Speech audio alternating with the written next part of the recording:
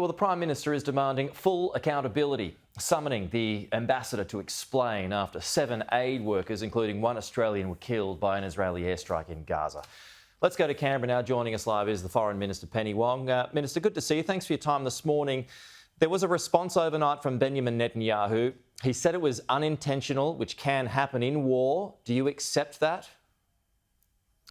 No, I don't. We are outraged by what has occurred. I want to start by honouring the life of Zomi Frankcom, someone whose life was dedicated to the service of others, and I want to express to her family and those who loved her that Australians mourn with her. We are outraged by what has occurred. We have demanded full accountability. Aid workers going into a conflict zone to deliver humanitarian aid should not meet their deaths in the way we have seen. So by not accepting that it was unintentional, is that a suggestion that you think it is targeted, that it was a targeted attack? I don't accept the point you put to me that this is war, this happens. This should not happen. And okay. we want full accountability from the Israeli government for what has occurred. We think Australians are demanding that, and we think that certainly Zomi's family and those who loved her. War aside, what about the unintentional aspect of Benjamin Netanyahu's excuse?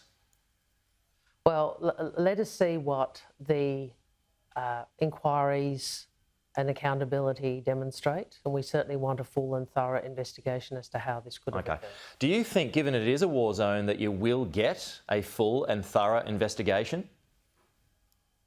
Well, we expect that.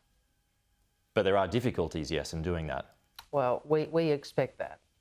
We expect Israel to ensure there is a full, transparent investigation and full accountability. Remember that Zomi Frankcom was not the only person who died in this attack. We saw a number of other aid workers also were killed in this attack, including other foreign nationals. And I would say to you, Pete, this war has been, or this conflict has been, this war has been particularly deadly for aid workers. Some 196 aid workers have been killed since this conflict began. Minister, you've spoken to your counterpart in Israel overnight. What were the contents of that discussion? What was said? Well, I was very clear with him about the outrage Australians wanted to express. I was very clear with him about our demand for full accountability.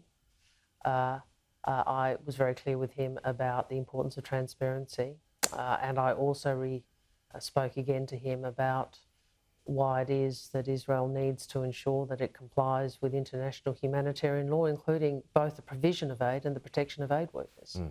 And what did he say? Well, I'm not going to go into every detail of the discussion. Obviously, we had a lengthy discussion. He did, I will say this, he did express the sympathy and condolences on behalf of his government for the death of Zomi Frankcom to the Australian government and also to her family. Okay. Is the Prime Minister expecting a call from Mr Netanyahu? Yes. And the Prime Minister is going to engage with Prime Minister Netanyahu in very similar terms to the ones I've outlined with you. Okay. Has there been any time frame on that, or is that just a wait and see? Well, I will, details of that will be made public as appropriate. Okay. Given all of that, your discussions with your counterpart, potentially a conversation with Benjamin Netanyahu, is there still a need or a request to see Israel's ambassador in Australia? Oh, we certainly will want to see the ambassador. There is, the representations, the views of Australians will continue to be communicated at all appropriate levels, from the Prime Minister to the Foreign Minister, as well as to the ambassador. That's what we want to do. I don't want Israel to be under any illusions about how outraged we are at the death of an Australian citizen in these circumstances.